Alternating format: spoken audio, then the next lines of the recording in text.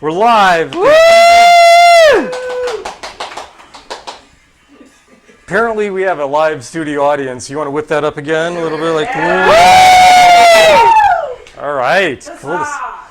Welcome to Quarantiki number 150. Holy gads. Wow. It's like almost 3 years. So we got a month and a half, and we will hit 3 full years of doing this. With one Sunday being missed. Only one Sunday. That's kind of impressive. This is going to be a little weird because we are broadcasting from a hotel room in Boston. And this is not our usual rig. So if I'm looking down here like this, it's because I can see myself in the camera down here, whereas I should be staring up here, which should look more normal, I guess. All right, so we're in Boston because... Did I just actually say Boston? Is that what I did? You did. That's crazy because I think we've heard like 3 people all week long use the typical Bostonian accent. Very strange. I expected there to be a whole bunch of Irish people running around. Instead, I found Italians. Nobody speaks with a British accent around here. It's with a British accent. Well, that makes sense. With a Boston accent, yeah. Oh, you know what we should do before we get too far into this? We should take the tea towel off of the lamp, just in case, because it would be rather rude to like, oh, what's that? Is something burning? Is that incense? No, it's the towel. Oh my God, it's probably an LED bulb anyway, so I guess not. Yep. Okay, all right. So it would have been fine, but you didn't want things bursting into flame anyway. So what are we doing? We're celebrating our anniversary, and we've got the other half of Lovecraft Cocktails sitting right over there. Hello. That'd be Star Pooch, and we've got Geneva and Amanda, and what is her name? Gwen. Our most frequent live studio audience guest. Yes, absolutely. She's been on the show more times than anybody else, is what we're trying to say, and. Eventually, she's moving back to this region, or not to this region, because that would be Boston. She's moving back to be a local, so she will just continue to add to her tally. Yep. So we actually have like a significant studio audience. We have 3 people, which is probably more people than are actually tuned in. Actually, it is because I don't see anybody tuned into the live broadcast. Perhaps you're all missing it because. You forgot to set your clock back or forward or whatever. Or maybe you set your clock back and you're supposed to set it forward. Ruth says happy anniversary to you both. Yay! We got Ruth. Can I turn this? Bruce. Well, that's not Ruth at all. That's a different person entirely. Not. Keith says happy anniversary. Elizabeth says hello and happy anniversary. Oh, awesome. From Elizabeth and the fiance. Oh. And Bruce wants to know if the harbor is still filled with tea. We put tea in the harbor yesterday, in fact, yes.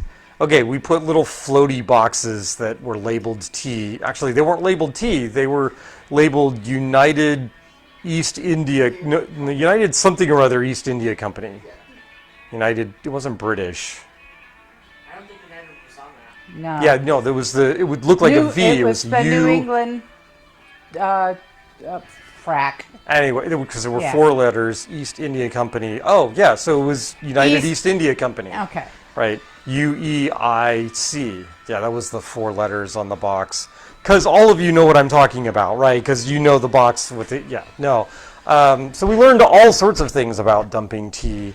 Why you had to have hatchets, because, well, it was pressed into bricks. And you actually had to scrape it out of the crates and break the crates apart and that sort of thing. We have 5 viewers. Yeah. 5 viewers. Yay. Whoa, ho, ho. Which is good because that now outnumbers the cast and crew of the show, right? Or equals it. So did we learn anything about cocktails while we were in Boston? Amanda says yes. Dish? The Tiki Rocks. Hello. Tiki Rocks doesn't? Correct, yes. If you really are looking for just a place to go knock back some alcohol and get ripped out of your mind, go somewhere else. Because there are plenty of places to do that, but if you want like quality tiki cocktails in Boston, we can heartily recommend Wusong Road. Yeah. The decor's on point. Drinks are good. Yep. We have a Susie. Music, yeah, a little less. We have a Susie casement. Yay! Awesome. Butch probably tuning in because it's the anniversary, right? Yeah. I'm not sure, but Boston has a great tradition for rum. They do not have a great tradition for tiki. So the tiki options are in short supply for as large a city as we have. But after this episode, we're actually going to run out and go to yet another tiki bar. So yeah, we'll see how, was it Shore Leave? Not Shore Party. Yeah, Shore Leave. How that does. So, I better make some good drinks here because we've got to compete against the professional bartenders later in the evening. So we are going to do our usual. We're going to throw together 3 cocktails and we'll see how those cocktails do. I should put together a cocktail before we start showing you the haul of cocktail glasses that we have.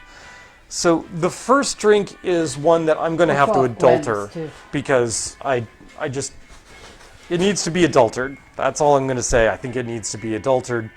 It is called the Bee's Kiss. What? Yeah. That was not the one I thought was in here. Oh. You're right. Confused. That is not the one I thought was in there. Okay. All right. Your tall, thin glass. I thought you got the cherry blossom one. You got the tall, narrow one that says Wusong Road on it. Yeah. I hope you like it. Hope you like it. If not, we'll buy it from you. That one. Anyway, so. Yeah, I thought I got the other one too. Yeah, All right. okay, we'll buy it from you. But you didn't want the one that said. But the other one said Roku Gin on it. Yeah. So I don't know if you wanted the Roku Gin one, right? I don't know. We'll see. We'll You guys figure it out on later. the interwebs don't care, right? Right. You'll just be like, oh, those are cool glasses. All right. So wandering around looking for. So we got here. We bought some rum. The rum is made from blackstrap molasses, and I went, oh, we should make jungle birds. That's great. That's awesome. We need this ingredient and that ingredient and this other ingredient. And we made jungle birds, and those were quite tasty. But I do 3 cocktails on this show, and the jungle bird is 1. So need to come up with something else. So played around. There's not a whole lot of things that are tied to Boston in forms of tiki. So I just started looking around with what ingredients do I carry with me, or did we pick up for the for doing the jungle bird, and what can we do here? So I came up with this thing called the Bee's Kiss, which is a play off the bee's knees, but doesn't use gin, so it's a little strange, and it also doesn't use lemon. So I'm not really sure that it's a play off the bee's knees. But it does use honey, because, well, that's why it's called Bees, right? All right. So we are going to do the Bee's Kiss.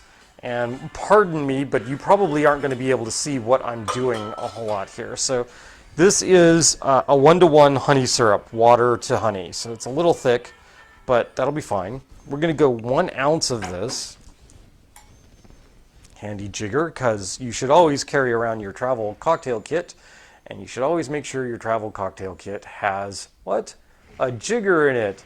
Because the very first time I took my cocktail kit out with me, I didn't have a jigger.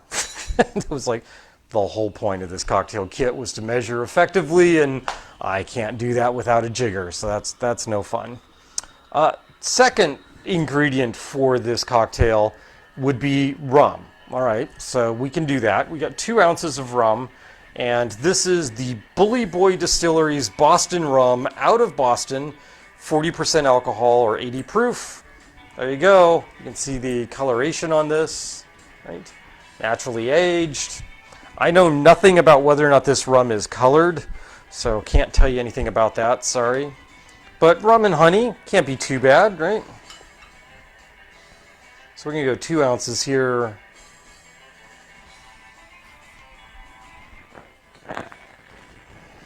Wow, this is extremely awkward because I'm not... None of these things are at the usual height that I'm normally working with. No bar mat. No bar mat, right? We are borrowing the tray from the hotel. Right. Just so if I spill anything, it doesn't seep into the carpet or something along those lines, right? I could put some lime juice in this to brighten it up, but that would go really poorly with the third ingredient, which is supposed to be heavy cream. So we don't want to do that. We don't have any heavy cream. But you know what you do have, and this is improvising. When you're on the road, sometimes you have to improvise to making your cocktails. So we need 3/4 of an ounce of heavy cream.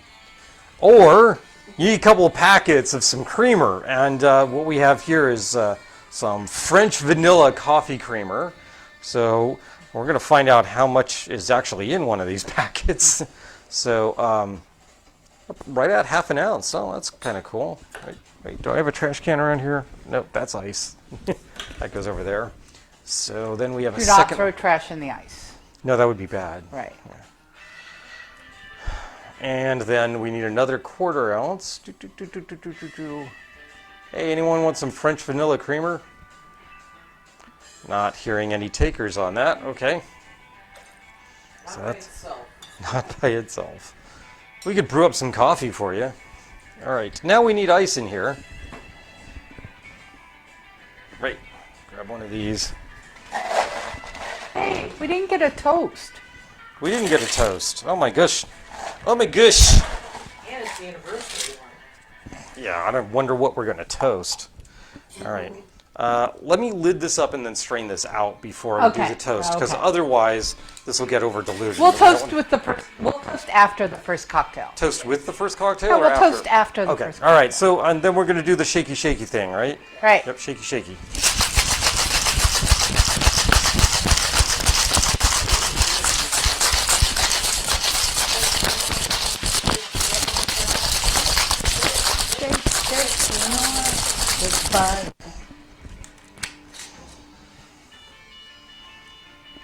All right. I also did not bring any of the Surfside sip straws along. I thought they probably pack okay, but just glass straws seems like a risky thing to be taken with us. Okay, so one more thing that I'm going to do to this, just because I'm me. Nope, 2 more things. We're going to take a little dash, literally just a dash here, of some allspice dram, because I think that's going to go really, really well with the French vanilla. And then because I've got to screw things up, we're going to also go with 1 blast of spray of absinthe, because I'm that way.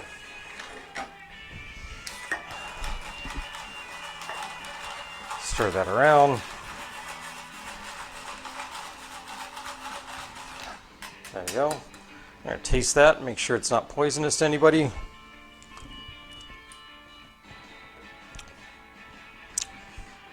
Wow, okay. Huh. Well, that's interesting. Interesting good, not interesting we live in interesting times. Okay. So, 1, 2, 3, 4, 5. This is an awkward number here. You can pour 1 for you and I and 1 for them if you want to, and Sure. we can all just pass it around. So again, I'm making 1 cocktail here, and then we're sharing that cocktail around 5 people. So we're pre-gaming, but we're pre-gaming really lightly. So this is what your bee's kiss looks like through a plastic We'll let glass that is Amanda kind try of it on cloudy, screen. right? Oh, you're gonna screen it? Okay. Yeah. Here's Amanda, who is showing off our sponsor-ish, not really a sponsor, but Showing up on the screen. I have no idea. So well, I can pull this down and we can tell. Yes, she's on the screen. Yes. So what do you think? It's like it tastes like French vanilla. Oh yeah, but it's yummy. The problem with using the French vanilla creamer can is share that that it's with also these two. sweetened, and so adding the honey to that probably Share oversweetens the that one with cocktail. those two. And, You gonna taste that? yeah.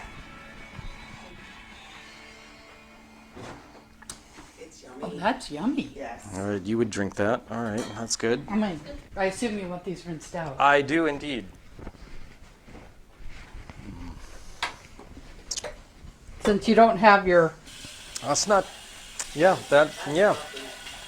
The honey comes through. Right, that's definitely. If you'd used a simple syrup, that wouldn't be as good. Yep. And it was just about the right amount of allspice. Right. I think any more on that would be like, I'm tasting a lot of allspice dram here. It almost tastes like eggnog. It does. It does. Oh, I have a. Ooh, I could do another thing. You could do another thing? I could do another thing. Yeah. We should Okay. take this. Oh. What would this do, huh? Wow, that's a really good orange for this. I'm just gonna take that. Okay. Do that. Twist the orange. Drop that in there. Now try it. Take yours over and get orange spritz. Is there one orange yet? I think we're good. You want to compare it with some orange spritz? I also will not be flaming anything this evening. The airlines sort of frown on me carrying a torch. Yeah. Bruce says number 1 appears to be a winner. It does appear to be a winner. What do we got here? 1, 2, 3, 4, and another glass. Mm-hmm. So the other thing we usually do here is a toast. So we need a toast. Mm-hmm. So we'll do a little taste of this new rum. Yep, Yeah, there's 5 of us, right? I do. Okay. And I'm just going to pour just a teensy bit in here. Yeah. Y'all can figure out. Yeah, we'll have the studio audience pass this around and hand out. These are so not even. That's fine.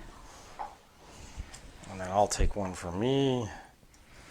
So usually this is the alcohol that I get to drink during Thank the you. show because the wife steals all the Uh-huh. other cocktails.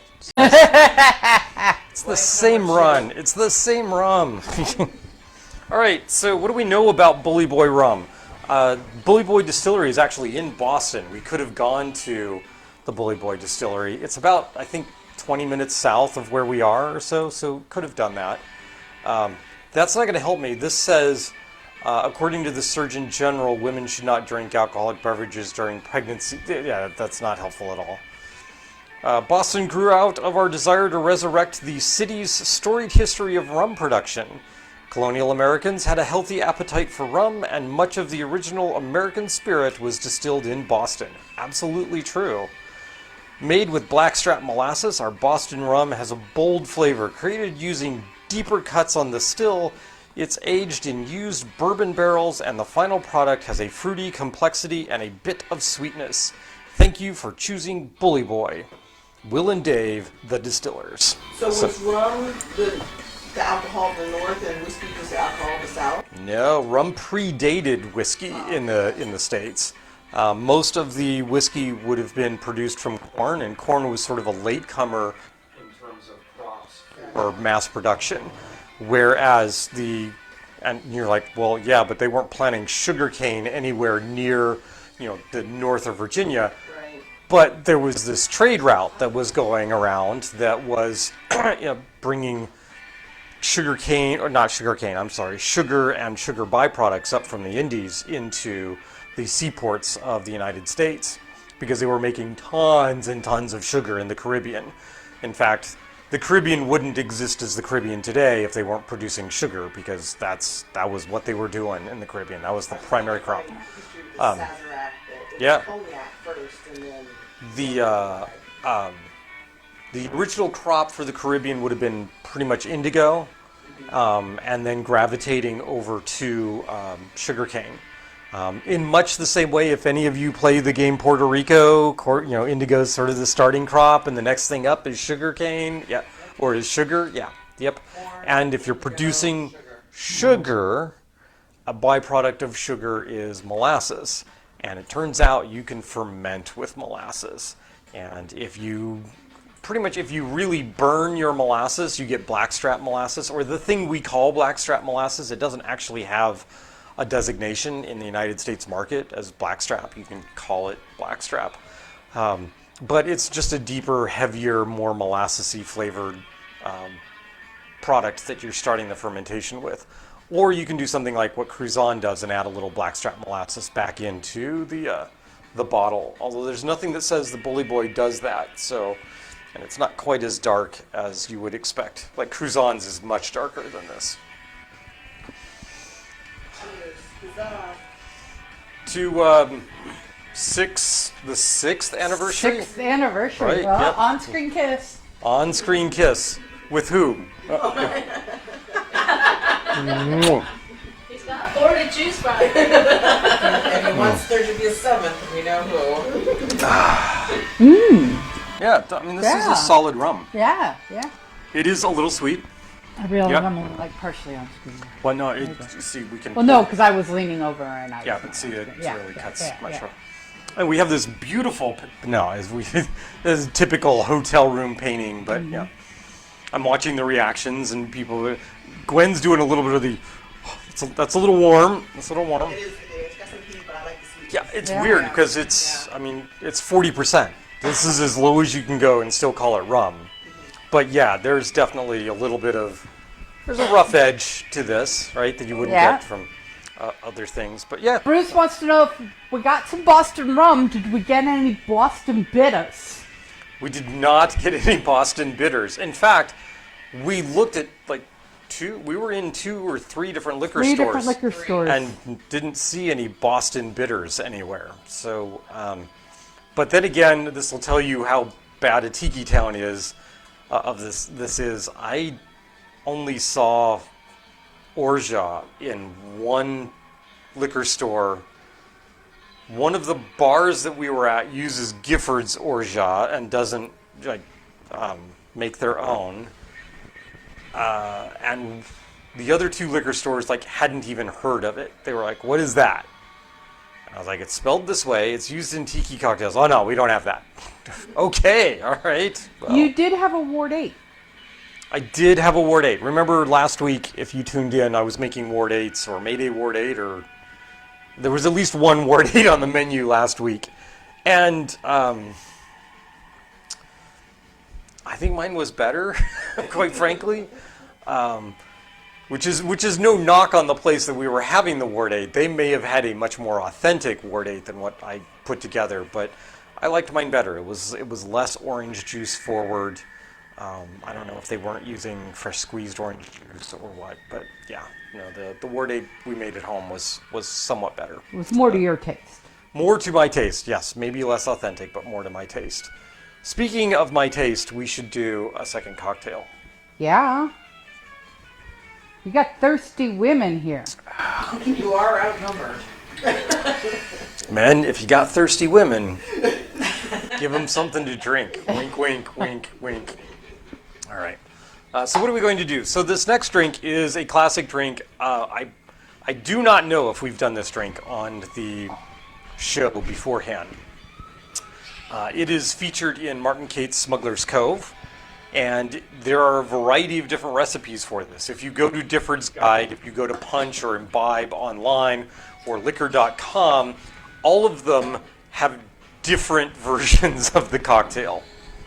All of them have these same base 3 ingredients, but a number of them have a 4th ingredient added. We are not going to add the 4th ingredient because we only have one rum with us, and that 4th ingredient is often a float of a different color of rum. The cocktail that we are going to be doing is a cocktail called the Corn and Oil. And it just has, again, 3 basic ingredients, sometimes 4. There are occasions where there's a 5th, and that just gets really weird. But I will be making sort of the base version of the Corn and Oil. And the base version of the Corn and Oil is rum, falernum, and Angostura bitters. That's it. That's all there is. It's sort of like a rum old fashioned, but instead of the simple syrup, you're using falernum, right, for it. So we're going to go ahead and pop this one together. I'm going to make a double because that's easy to do for this particular cocktail. So the first thing that we need is a 1/2 ounce of falernum. Don Kip says hello. Dinner ran Hello, late, so they're Dawn. late.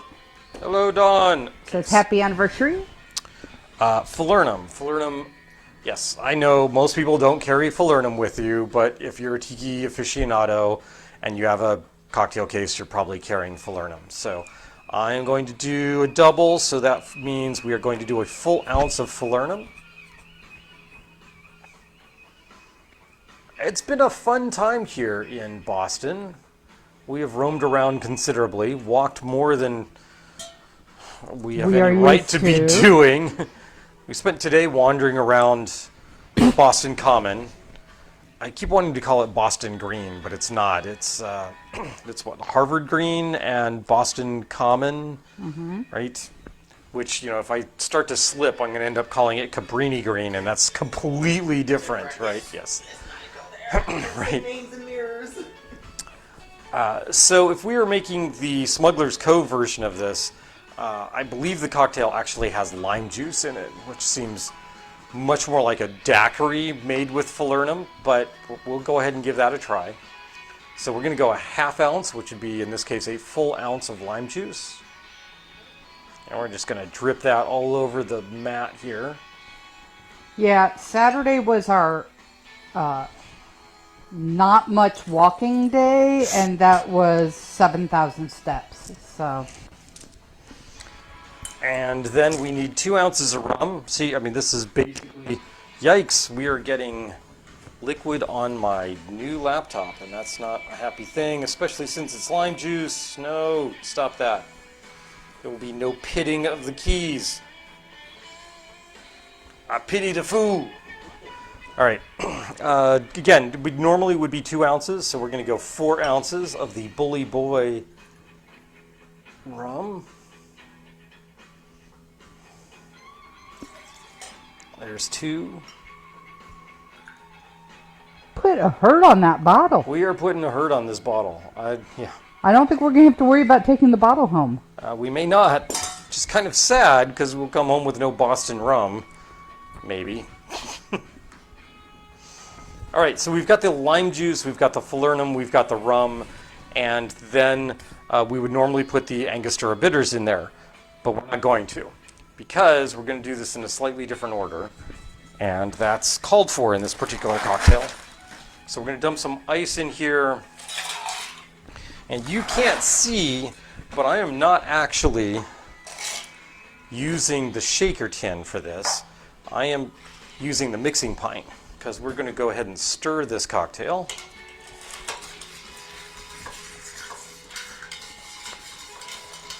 And part of the reason for stirring this cocktail is the appearance sake.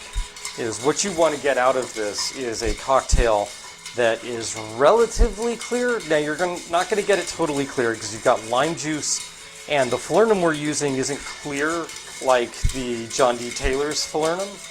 The falernum we're using is the Bitter Truth falernum, and that has a slight yellowish tint to it. The goal here is to have a cocktail that has a bit of a kind of oil slick appearance across the top, and that's how we're going to do that with the Angostura bitters. I'm okay with that. I'm all right with that. Now the glasses for this, according to Martin Kate and Company, oh, that's cold. Oh my The gosh. Silver Ray glasses are all rinsed out. Oh, cold, cold, cold. Should be filled with crushed ice. Like, wait, dude, you are in a hotel room. How did you wind up with crushed ice? Did you go down to the bar and ask them for crushed ice? Oh, heck no. Did you have a crushed ice machine brought with you? Even I'm not that silly. Unless we're going to a tiki convention, and then I might do that. No. In the cocktail kit, one of the things that I use for packing to make sure that things are safe is one of these bags. And these ice bags that this one actually came from Ice Made Clear, and what you do is it's a canvas bag. You put ice in here. You take a mallet or something. A Lewis bag. A Lewis bag, right? And then you beat on this, and the cotton actually absorbs the water and keeps the ice relatively dry. You're like, did you carry a mallet? How silly of you! No, I carried a muddler, and this is a fairly significant muddler. And you just beat it, and suddenly we've got ice. All works. Doesn't take up very much space. You're going to carry a muddler with you anyway, right? And really, honestly, how much does a towel weigh? Like, not much. And that's what the Lewis bag does. It basically weighs it like a towel. We're going to pour this over some crushed ice. Don't spill your lime. Right.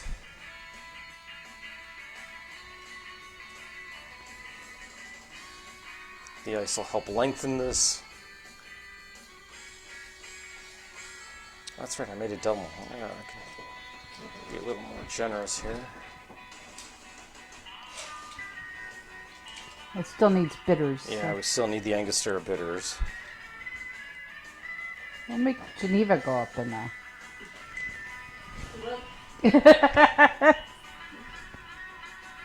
Geneva's the lightweight. We're worried about her. Yeah, I'm the lightweight. Okay, that'll need to be cleaned at some point. Fine, stay there. And then we have Angostura bitters. Thank you, So- Shaker and Spoon. Thank you, Shaker and Spoon, for providing us with these tiny little bottles that allow me to carry a few bitters with me when I go on this trip. So the intent on the corn and oil is that you should be able to spread out the Angostura bitters across the top, almost like a little bit of an oil slick on the top. And most of the recipes call for like 2 to 4 dashes. And so we're going to go ahead and go with 3 dashes of Angostura. Now, these are tiny little bottles, so like we're pretty limited on what we have here. So I should reach for some other forms of bitters because I've got other forms of bitters. Ah. Yeah, I might not. Well, we'll see what we do with the Peychauds. So the Peychauds is going to be much more reddish.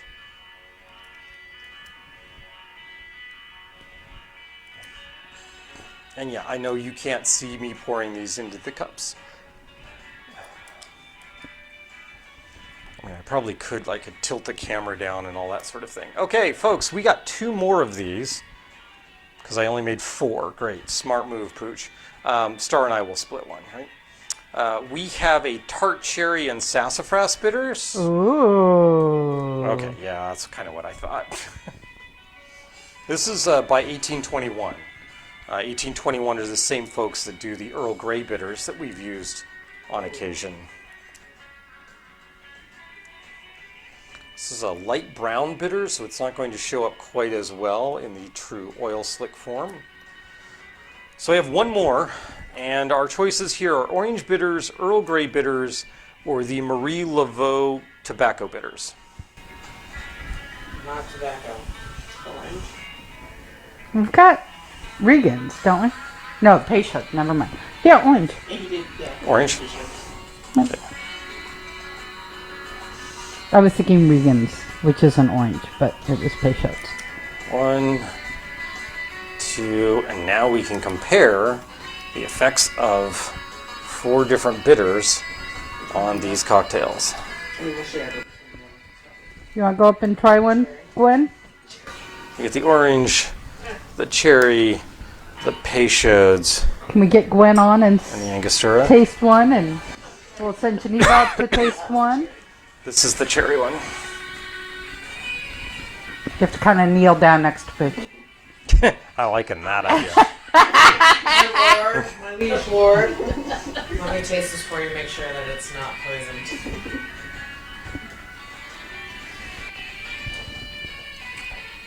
Quite delicious, my lord. Excellent, excellent. You know, pass that around. Which one do you want to try? Well, we have choices here. Yes. I don't know. I'll try this one. Orange, okay. Go with the Peychauds. This looks like it's bleeding a little bit into the cup. Yeah. Yep. That's what Peychauds does. It's that bright red color. That bright red color. Oh, I have to kneel down. She may never get back up there. but- Yeah. So if you turn that around, they can see the redness in the. Yeah, see right there. You can see how red that is. Ah. Yep. Go. Ooh, tart. I guess that's the tart cherry part. Not bad. Yeah, it's very spirit forward, right? There's not a lot of sweetness in this because the Flernum is kind of sweet, but not very. Yep. Yep. So now we have the orange and the Angostura. Angostura, sort of the classic flavor, the Angostura.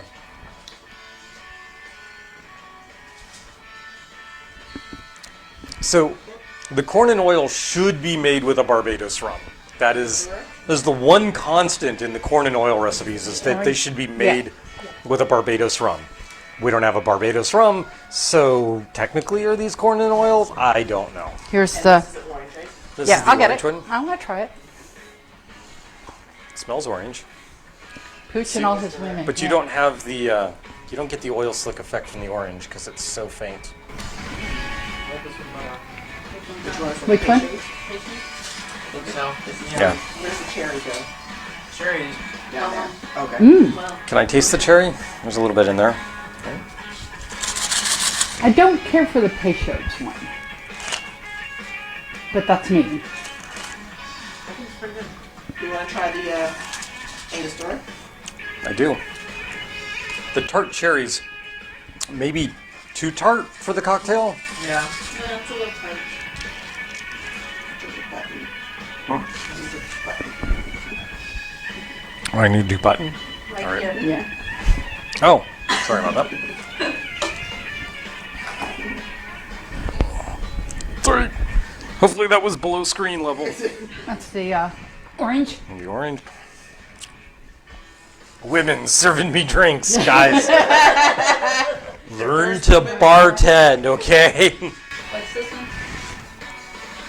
It's the Angostura. This is the bacon. No, I don't think I've tried the orange. Here's the orange. Angus, whatever. Angostura. I think I like the orange. I like the Angostura best. Do you like the Ango? It's a little bit too tart for me.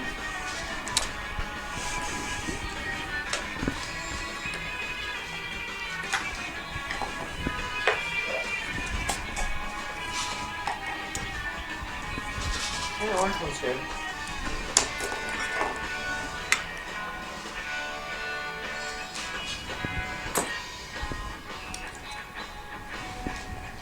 Half ounce, Falernum.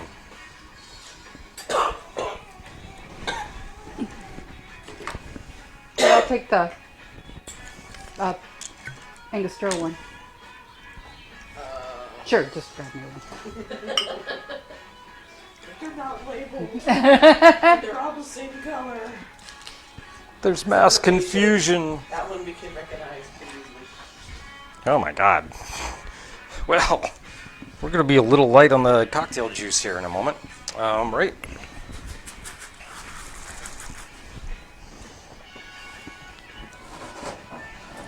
No, don't just pour the bag. You're gonna make a mess Yeah. all over your book and your computer. Oh, okay. That's important then. So what are we doing here? We are going with a slightly different recipe that says, hey, screw the lime juice. Which is a perfectly acceptable thing to do with the corn and oil. Often the corn and oil is just served with crushed ice and a lime wedge on the side, so you can add as much or as little lime as you want. I'm almost out of crushed ice here, so that's going to be a little problematic. But, oh, you know what I can do? I can just pour some of this in there. Right. And ordinarily you'd use a swizzle stick on this. Wow, my pants are soaked with water. That's from the ice. Try this. Which bitters are you going to use on that one? Let's do classic. Let's drop things on the floor. Okay.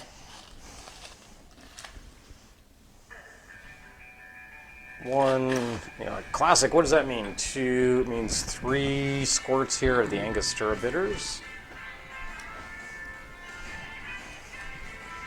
All right, so you can kind of see the little oil slick across the top there. Maybe. Try that.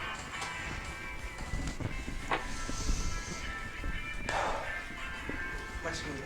Yeah, so that's going to be, what I did there is there's no lime in that anymore. And that takes out that tart bite and makes it less like a daiquiri and more like a traditional corn and oil. Oh, you don't like it. Gwen doesn't like it. Gwen would prefer more daiquiri-esque. corn and oil. She's like, I really don't want this second drink, Pooch. Stop making me drink it. It's okay. So the last thing that we are going to do is the Jungle Bird cocktail.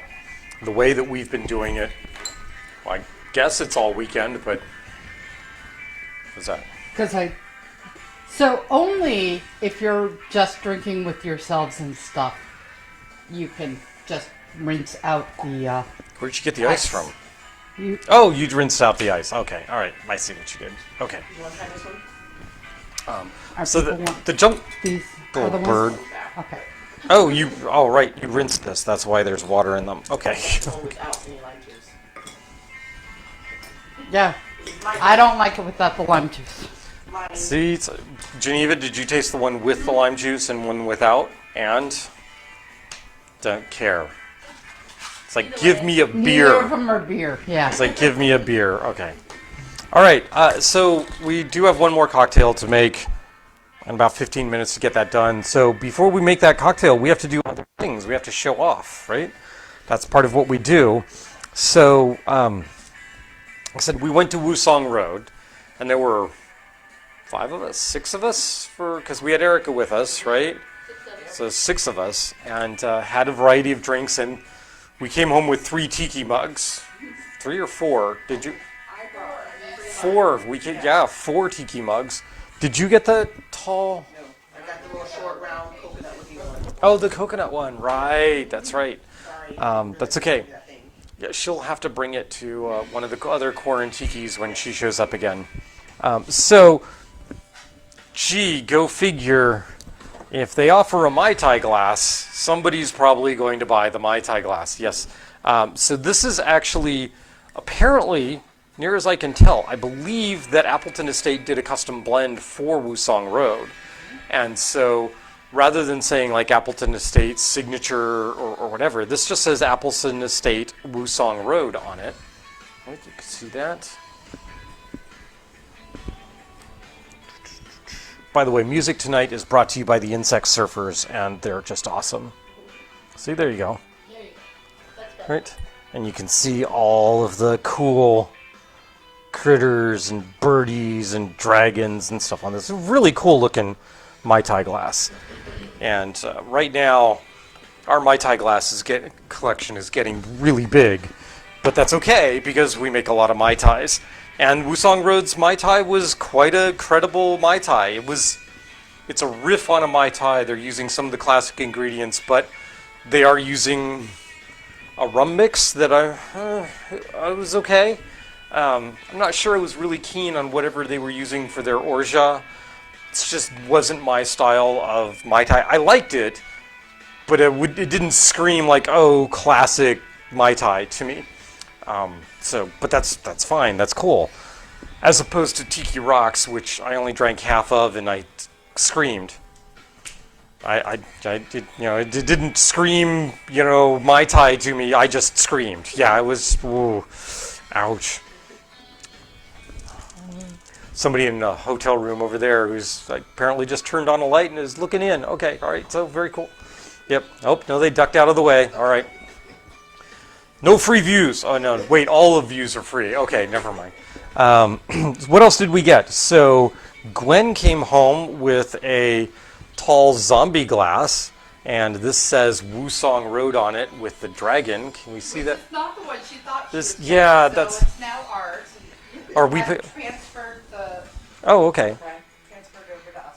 Is that okay? Is that, yeah, would you rather?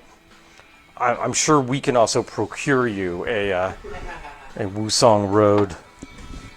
The other zombie glass looks a little bit more like the design that's on the Mai Tai glass. It has the same green and black sort of coloration to it, but there's because you get it with the Saturn or the zombie. It's based on the Roku Gin, and so there's a Roku Gin label instead of an Appleton Estate label on it.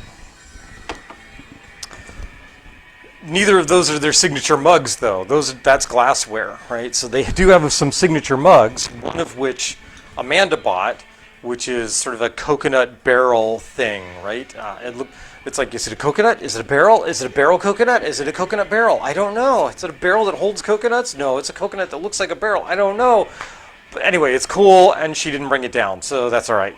The other is it's the one that says Wu Song on it, right? So there you go, Wu Song. It's this kind of cool brown lined. Oh wait, maybe there's a design on the front. Yes, there is. It's a monkey holding the Wu Song dragon, because that's pretty awesome. Yeah. And there's this vague sense in me that this is kind of like Tiki combined with bad Hong Kong kung fu movies. And I'm like, I'm so all over that concept. That's just awesome. Right? So, yeah. Well, so we're adding to the mug collection. We're adding to the glassware collection. More and more of the existing glassware collection is going to have to go elsewhere. All right, so we need to do, not zombies, jungle birds, right? So jungle birds typically have some sort of simple syrup in them. Excuse me. They're typically made with blackstrap molasses rum or a really deep, heavy Jamaican rum. They have lime. They have Campari in them. And pineapple juice. And, well, my wife hates Campari. She just does. Well, I haven't been able to make her a good Campari drink.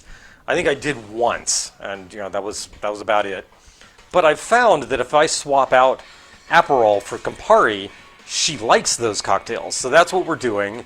We're doing yet another version of the Jungle Bird here where we're swapping out Aperol instead of Campari. We've had a few of those this weekend. Yeah, yep. They've been yummy. It's really nice. When we do this annual travel, we get a suite type room.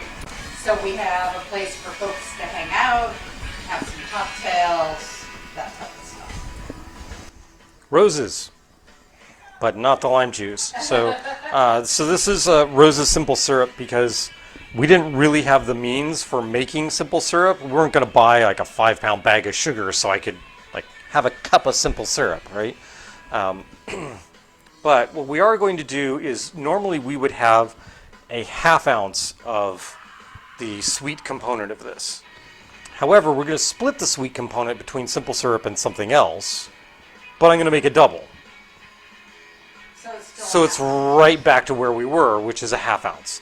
So we're going to go ½ ounce of simple syrup. There you go. The second half of the sweet component, again, because I can't leave things alone, apparently. If I was making a standard Jungle Bird, that would just be it. We'd put another ½ ounce of simple syrup in there, but that's not happening. Instead, what I'm going to do is take the juice from some Luxardo maraschino cherries, and we're going to do a ½ ounce of that. This will also help the coloration a bit because the Aperol is orange and Campari is deep red. But I'm going to add some Luxardo juice to that, and that Luxardo juice is, well, pretty deep red. It's also pretty fucking tasty. Alright. So there's that.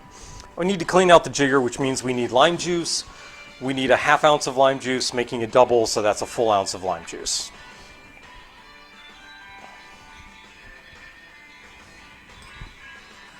Put that in the wrong glass. Okay, that goes there. Okay, so full ounce, right? That's what I said, full ounce of lime juice.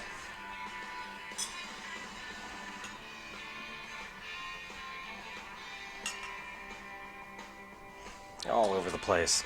Full ounce lime juice. Pour that back in there.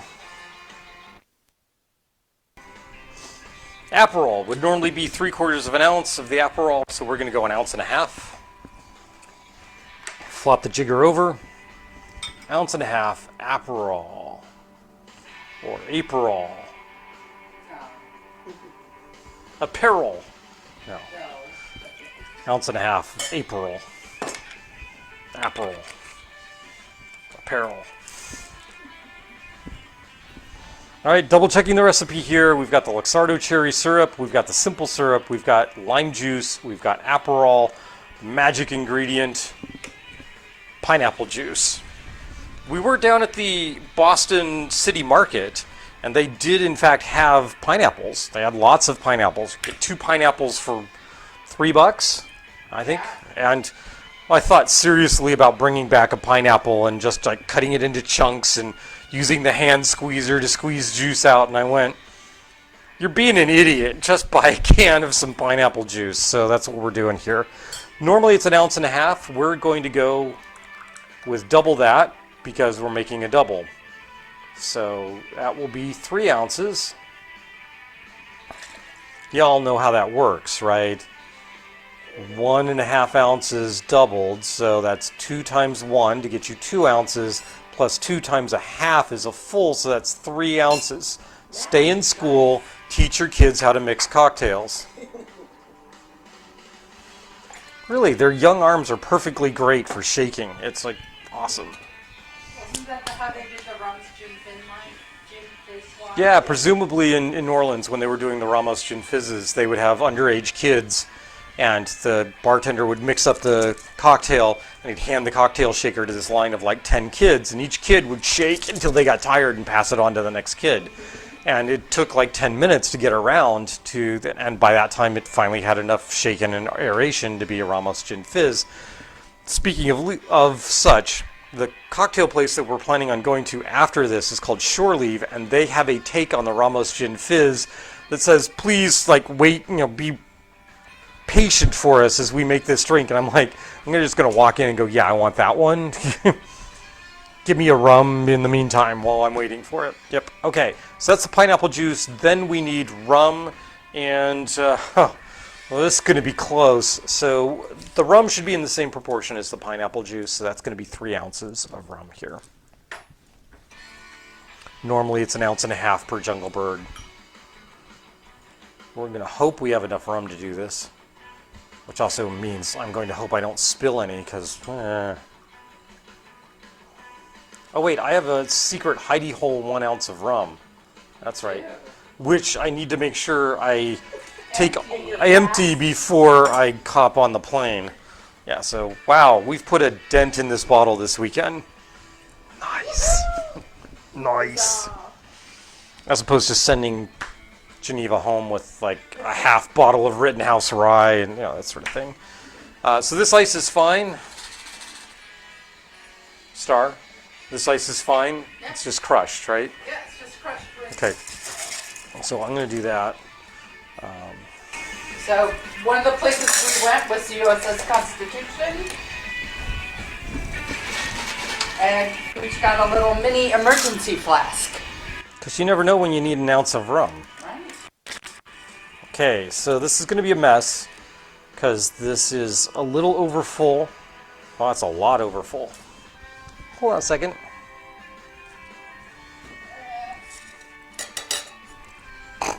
Whoops. Oopsie. Here, we're just going to pour some of that off in here. Yeah, this is going to throw the proportions completely off. Trust me, it'll be fine. We'll be okay. I'll just be drenched.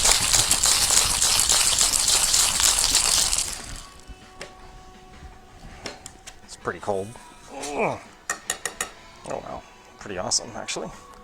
Pour some of that in there. All right, let's do that. Oh my. See, one of the problems here is that pineapple juice foams. I have to be a little careful about how I roll this. You mentioned that technique is called rolling. Yeah, this technique is called spilling all over the floor. It's also called rolling a cocktail.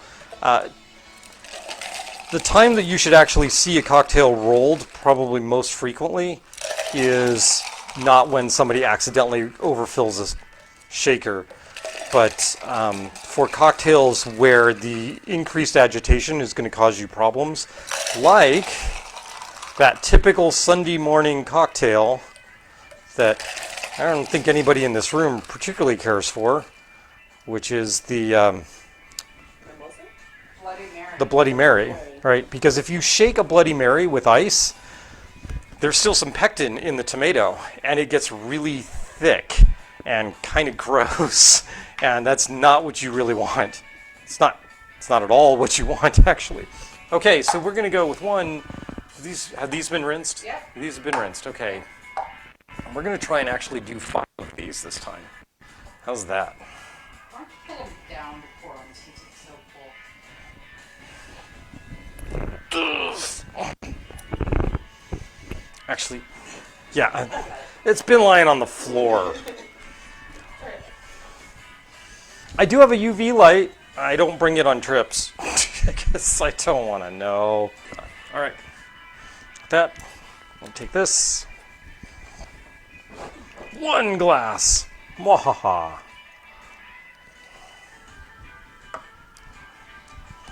2 glasses. Mwahaha.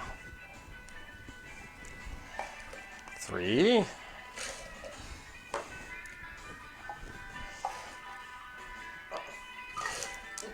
Uh-oh. 4.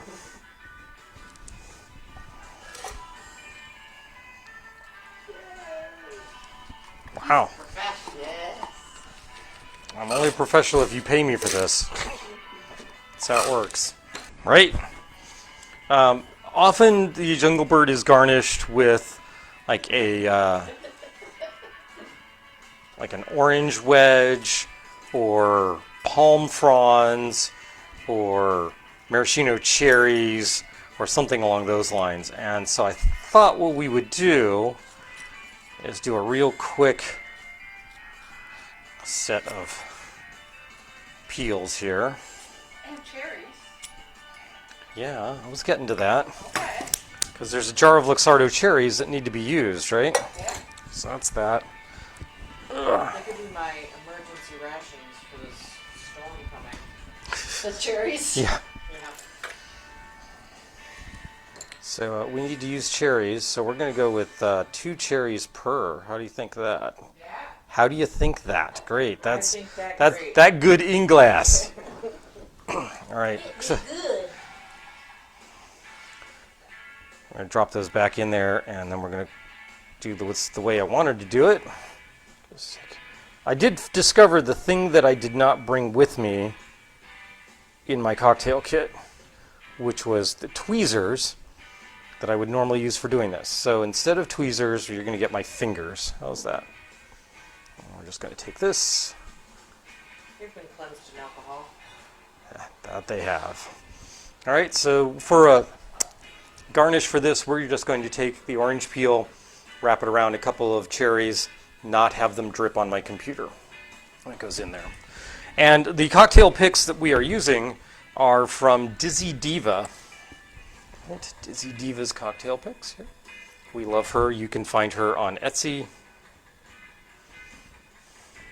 Gonna have to use fingers. Some of these orange pieces are a little smaller than others, so we may not get the. We also got a swizzle Oh, from Musong Road.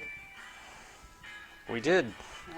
All right, that's not going to work, so that's just going to go with a floppy bit there. Fortunately, the Luxardo cherry juice will hold it in. I got 1 more of these picks. A second cherry underneath it. See, I mean, all these variations on what you're doing here, or what I'm doing here. And then we have our special cocktail picks that we gave out to people at Christmas. So this is the star pick. You can tell it has a star on top of it. Ow.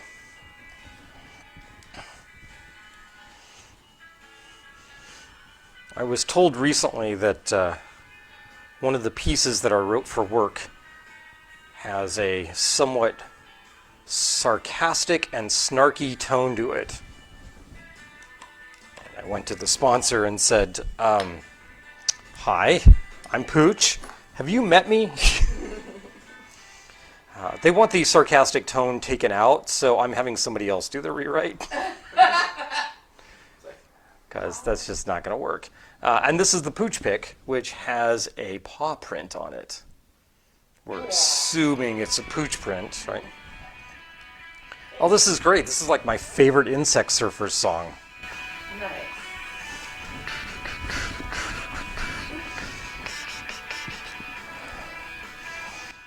All right, don't you all love the Insect Surfers? Isn't this great? Yeah, this is nice.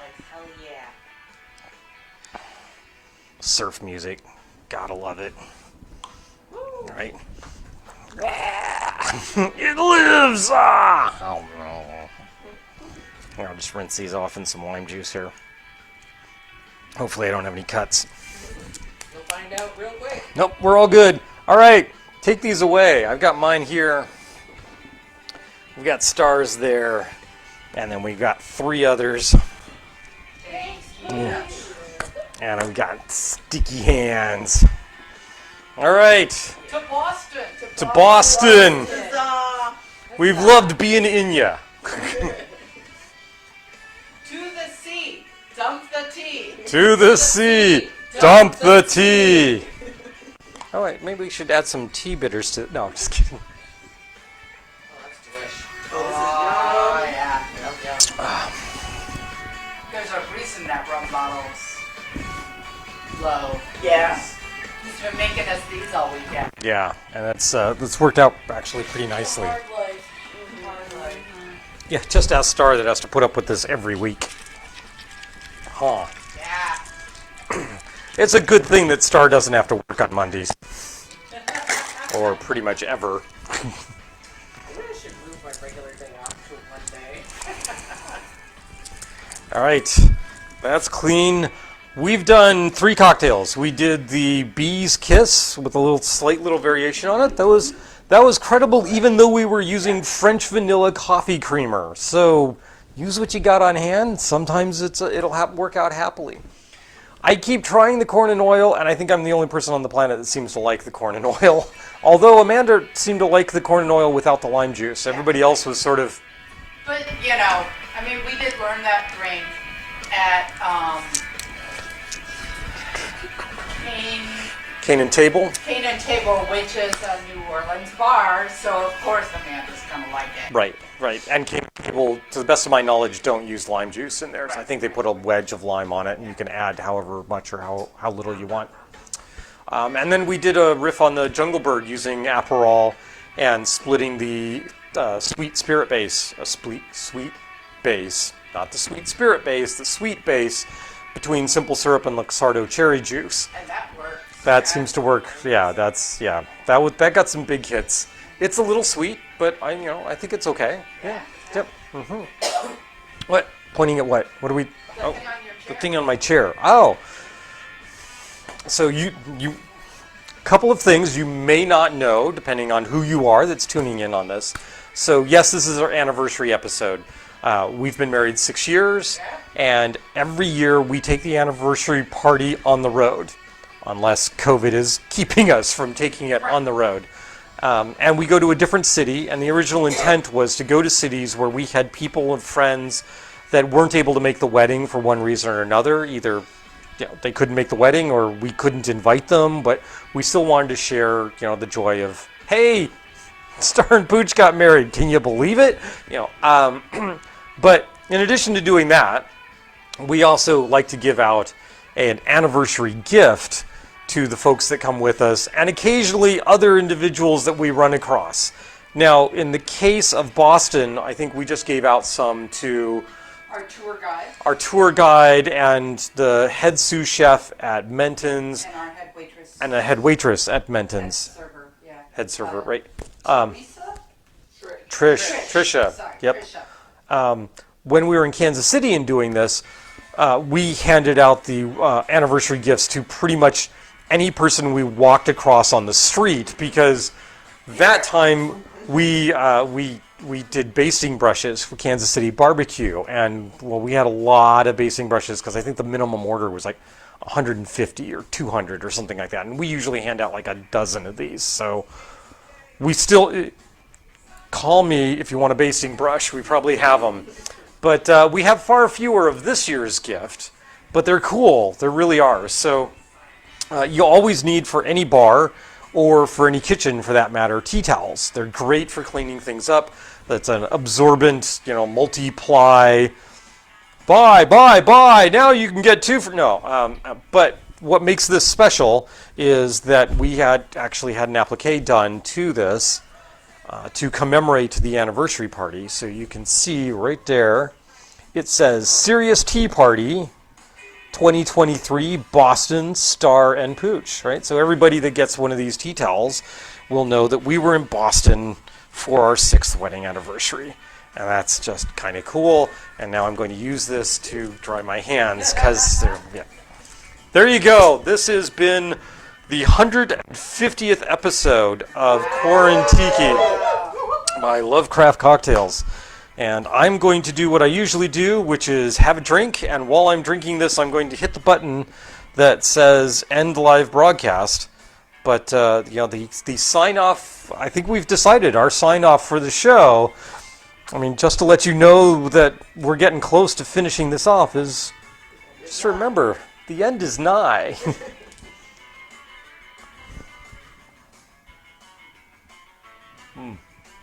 That doesn't work because there's 2 buttons I have to hit here, and I can't.